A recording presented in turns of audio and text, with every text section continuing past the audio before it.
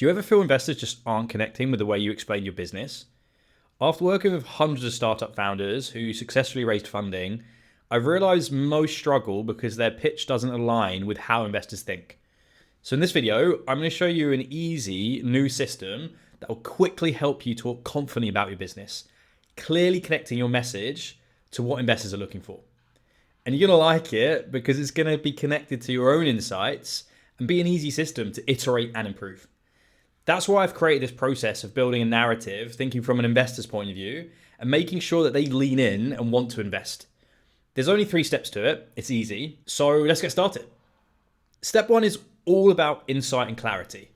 You need to get crystal clear on what you're actually doing and aligning that directly with what investors truly care about. So why does this matter? Well, as a founder, you're so close to your business that it's easy to assume everything is important. You see all the moving parts, all the complexity. But investors don't, and they don't want to. They need simplicity, clarity. They want to quickly understand what you're doing, why it matters, and why you're the right person to do it. For example, I've seen founders give long, detailed explanations filled with technical terms and industry jargon. But when I was an investor, investing hundreds of millions, I would quickly tune out. And why is that? Well, because investors aren't looking for complexity. They want a simple, powerful narrative that clearly answers their most basic questions. That's what you're there for. And that's exactly what step 1 is. It's to strip away complexity and define precisely what you're doing in clear, investor-friendly language. I'll show you exactly how to do that right now, step by step, so investors immediately get it and lean in wanting more. So here's how you start. Firstly, you need to take a step back and clearly identify the powerful insights and stories that investors resonate with. Here's a simple way to do that. First, ask yourself a few key questions. What's my founder origin story? Because investors invest in people. So what's your deeper reason for building this business? What's the compelling story behind why you started this? Secondly, what makes you uniquely qualified to succeed? You need to identify 1 or 2 unique strengths or experiences that you have that clearly position you as the right person to solve this. And then number 3, what's my unique insight about my business or industry? And this is a really important one, right? What do you know or see clearly that others don't? Because investors love founders who have unique insights into the problem they're solving. Number 4, what's the vision I'm creating? Clearly define how your business will make the world better.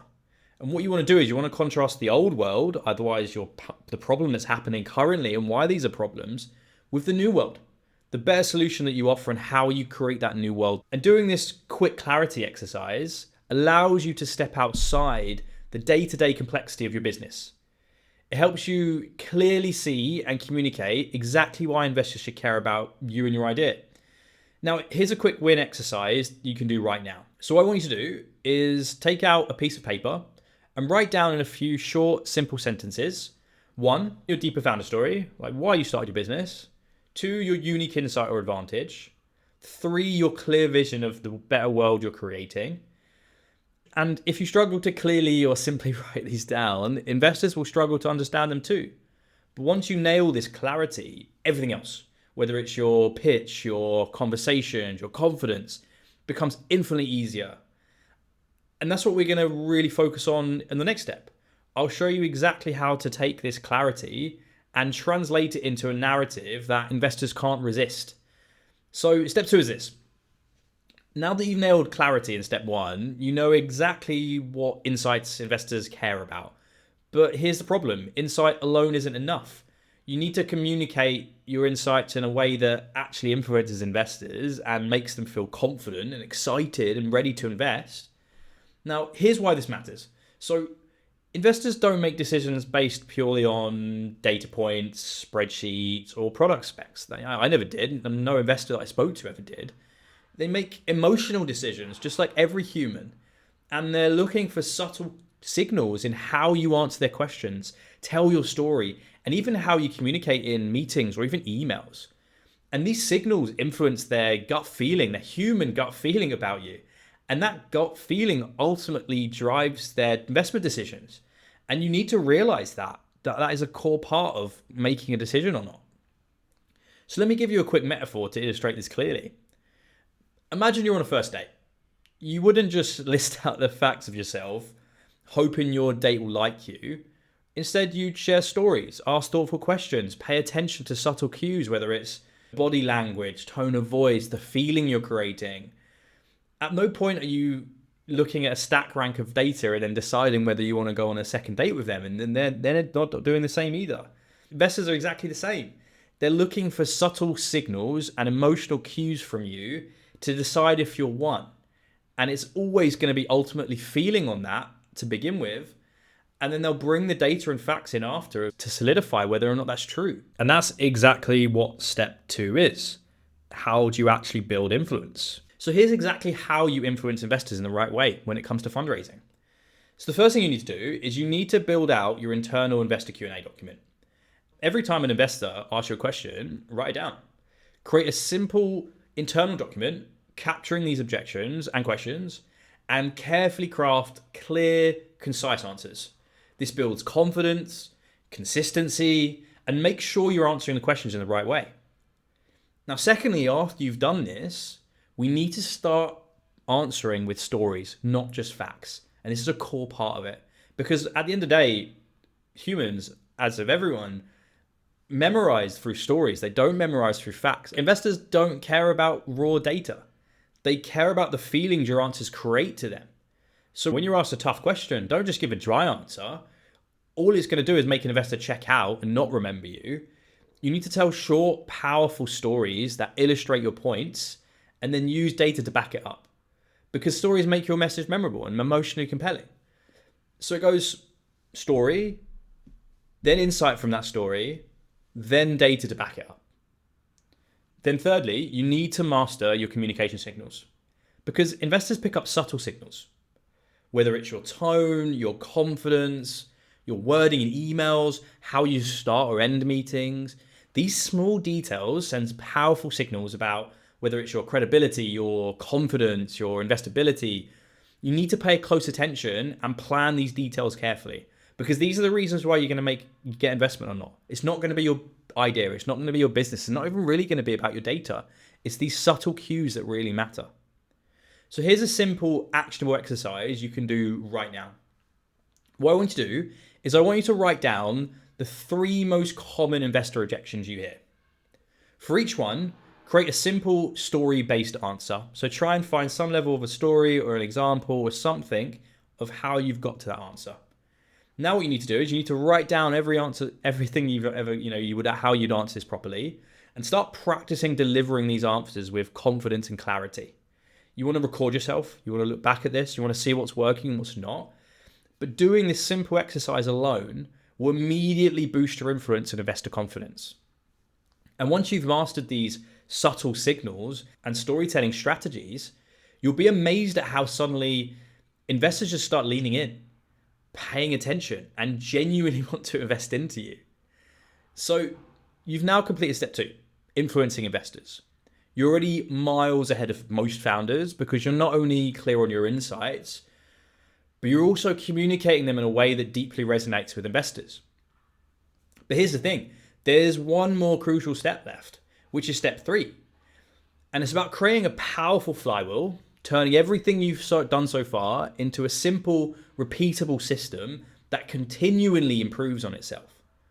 Each interaction that you have with an investor will make your narrative stronger, clearer, and more influential, creating unstoppable momentum in your fundraising process, whether it's for this fundraise or future fundraisers, or even everything else you do in your business, to be honest with you, whether it's hiring or scaling or marketing. So let's dive into exactly how you build that flywheel now. So you've nailed clarity, step 1, and influence, step 2, but this final step is really crucial, and it's called practice and iteration. Because here's the problem. Most founders completely underestimate how important practice and iteration actually is. You jump into investor meetings without ever truly testing or refining your message.